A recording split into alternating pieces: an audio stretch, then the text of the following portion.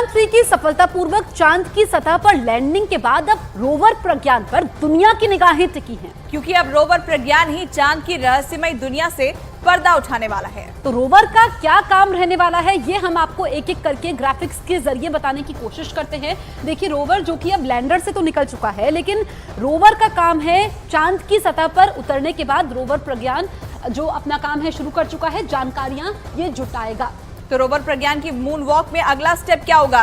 Rover प्रज्ञान चांद पर 14 दिनों तक रहेगा और वहां पर रिसर्च करेगा और ये डेटा धरती पर भेजेगा। 14 दिन तक चांद के दक्षिणी ध्रुव पर रिसर्च करेगा। तो 14 दिन काफी ज्यादा महत्वपूर्ण हो जाते हैं और 500 मीटर के दायरे में रोवर जानकारी जुटाएगा, ये सबसे ज्यादा महत्वपूर्ण है। और देखिए, इस दौरान आपको बता दें कि चंद्रमा की संरचना की जानकारी भी ये रोवर प्रज्ञान जो है वो जुटाएगा, जो अपने काम में लग भी चुका है। बिल्कुल, इसके अलावा चांद पर मौजूद खनिजों का पता भी रोवर लगाएगा। और साथ ही आपको बता दें, इतना ही नहीं, रोवर प्रज्ञान दरअसल भूकंप से जुड़ी जानकारी भी हासिल करेगा या फिर किसी दूसरी आपदा से जुड़ी जानकारी भी वो जुटाएगा।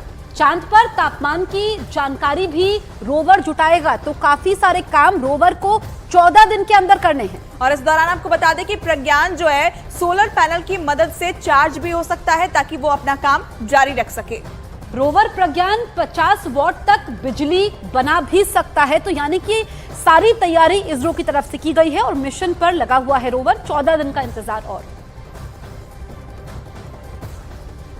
मिशन मून की कामयाबी पर पूरा देश इस वक्त जश्न मना रहा है। दुनिया भर से देश के लिए बधाई संदेश आ रहे हैं। अब अगले 14 दिन तक रोवर प्रज्ञान चांद की रहस्यमयी दुनिया की जानकारी जुटाएगा। चांद पर रोवर कैसे काम करेगा और उसका दायरा क्या होगा, इसके बारे में न्यूज़ 18 इंडिया की टीम ने एक्सपर्ट्स बालाचंद्रन से बातचीत की है।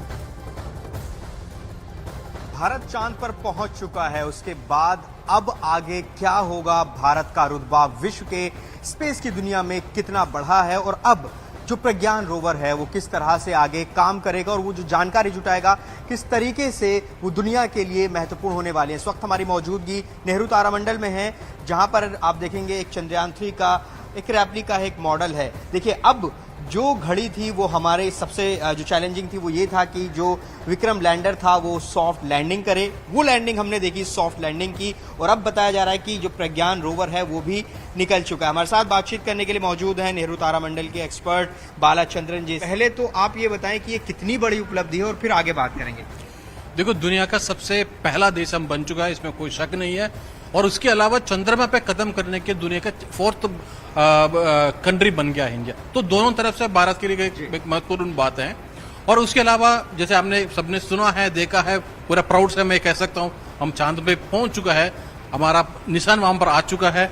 और हमारा विक्रम से कल रात 1 बजे के आसपास जो है प्रज्ञान रोवर नीचे धीरे धीरे आ गया है। और इतना टाइम इसलिए लगा है क्योंकि ये उतरते वक्त बहुत ज्यादा धूल मिट्टी उड़ गया था, तो वो सेटल होने के लिए कोई टाइम लगना है।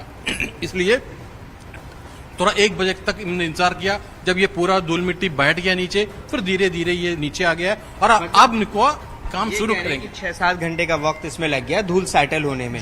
अभी स्टेटस ये है कि जो प्रज्ञान रोवर है वो चांद की सतह पर है। बिल्कुल चांद की सतह के ऊपर है। अब उनके धीरे धीरे हमने काम शुरू करेंगे।